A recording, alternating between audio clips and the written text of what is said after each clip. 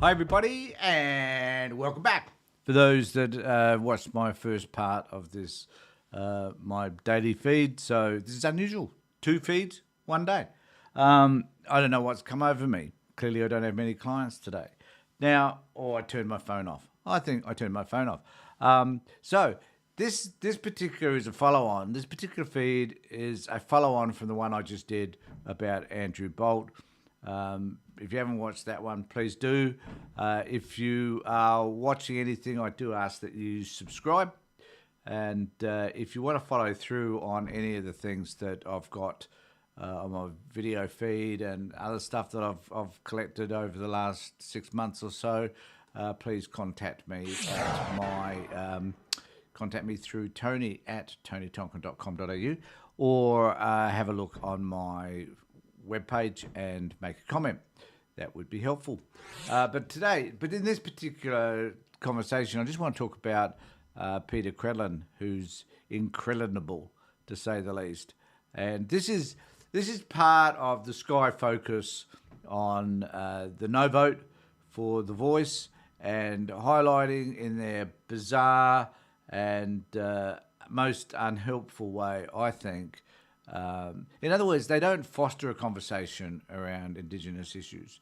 They just wish to criticise the government of the day for what they view it to be their lack of involvement in that particular area. And I think it's really about us focusing on what this particular woman has to say, how she chooses to say it, and whether or not it makes any sense to any of us. And I guess I like to be able to, the attack seems to be on Sky. There's a whole lot of other issues that I would like to talk about in relation to this, and I'll probably come back to that later. Don't want to bore you all too much at this one occasion. So in this particular instance, she's talking about a time on the weekend where she travelled to Alice Springs. Now, it's interesting to note that Sky News haven't done much about what's happening in individual communities because they seem to spend most of their time sitting in their studio, talking to people who fit with their particular current views. In this instance, though, Peter Credlin found it important enough to travel to Alice Springs to do a special report, which she did the day before. I think she did this particular segment. So she decided to get out for her ass, go and have a look down at Springs. And, of course, being the intrepid supporter that she did, she spoke to people, which is people on the ground, who probably either supported her ideas or those that didn't support her ideas, probably she didn't report the fact that they didn't support what she was thinking. So this is the outcome, and I'll have a conversation with you about it as we travel through this enlightening discussion by Peter Credlin. Just how bad it is and what they want to see happen to turn things around. Some say they're not sure it can even be turned around. Others are a little bit more hopeful, but all of them have a great love of the central desert place they call home. Now, I've got no interest in running down the name of Alice. I grew up in a small country town, and while they can all have their challenges at times, there's no better place. I find just that is itself is interesting. I have no interest in running down the town of Alice. Which kind of indicates that there are occasions when she does run down particular cities and she's kind of taking an edge both ways on that bet, whether she's going to do that or not, because she herself came from a small town, which is pretty damn exciting. And she has a great deal of respect as a result of that for small towns.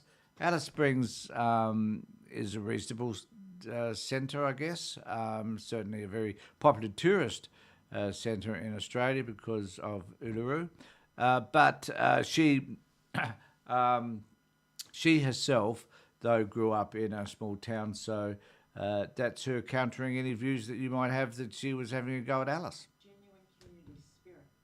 But in Alice Springs, it's much bigger than just the ups and downs of a lot of similar regional towns. It's about government negligence, a lack of consistency in policing, a lack of accountability for how your money is spent. It's not a lack of money. Now, just to be clear, Peter Credlin worked as policy advisor, whatever, with Tony Abbott when Tony Abbott was Prime Minister, and before that, and has been involved in the Liberal Party all her life. And the Liberal Party, during the Howard years, decided that it was in Aboriginals' best interest that they move in the military and they take kids away from parents and they lock Indigenous people up. And it was the most horrific program you can imagine. It was authoritarian.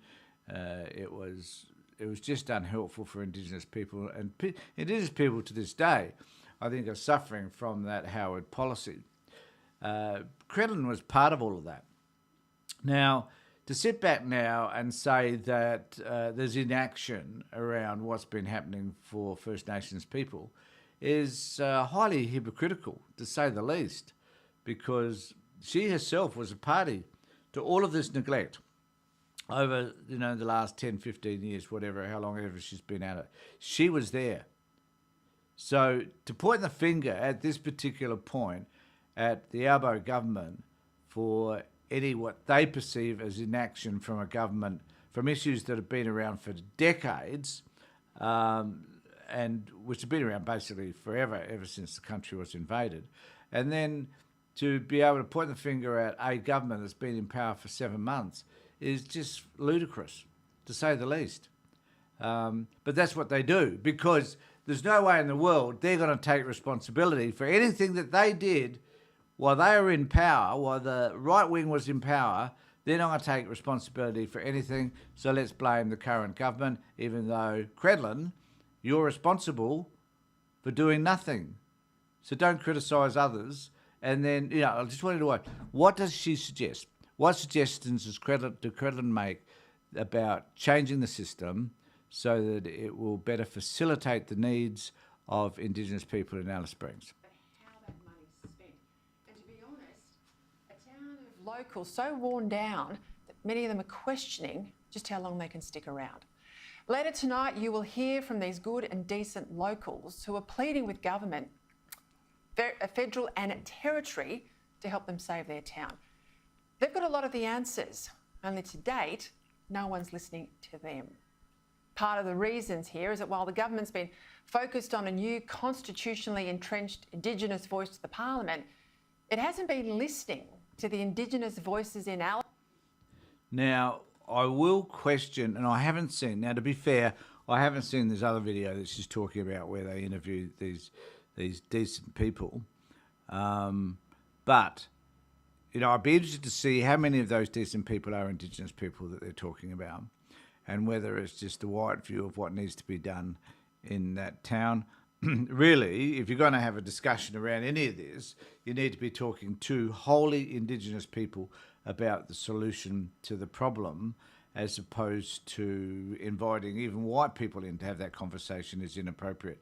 I haven't seen it. Maybe it's a great interview. Don't know. If anybody watching has seen that interview would like to comment or let me know where it is, I would appreciate it. Warning that there's a worsening disaster in remote Australia. The front page of the Territory's NT Times on Saturday said as much. And that's always been my problem with The Voice. First, it's wrong to entrench race in our constitution and to give one group of Australians more. That's right. So here we go. So this becomes then about The Voice. So we need to understand this, I think.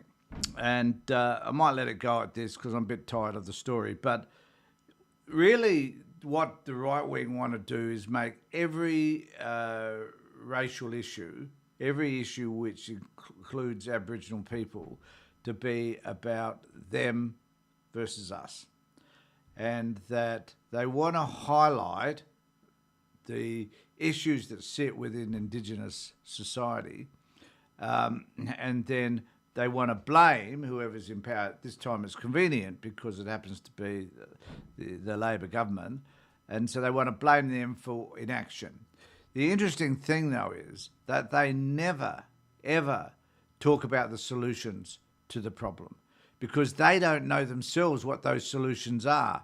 They've tried, as I mentioned earlier, during the Howard years, they tried this radical inappropriate solution to the problem, which is an authoritarian approach which has no consultation at all with the indigenous communities and just goes in and does it because us white people apparently know the answers. Well, if we knew the answers, we would have solved this problem years and years ago, but we don't. Indigenous people can solve the problem, hence the reason why they need the voice, so that they have appropriate representation, not just politicians elected to the position, of which there are 11. Fantastic.